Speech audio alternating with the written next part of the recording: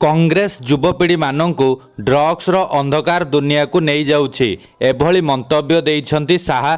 आसंतु जानिबा एहार services खबर विषय रे। दिल्ली रे 5,000 कोटी टंकार ड्रग्स धरा पड़िबा परे केंद्र गृह मंत्री अमित शाह शुक्रवार दिन कांग्रेस दल उपरे अभियोग लगाई कहिसंति जे कांग्रेस युवपीढ़ी मानक ड्रग्स अंधकार दुनिया को नहीं जाउछि।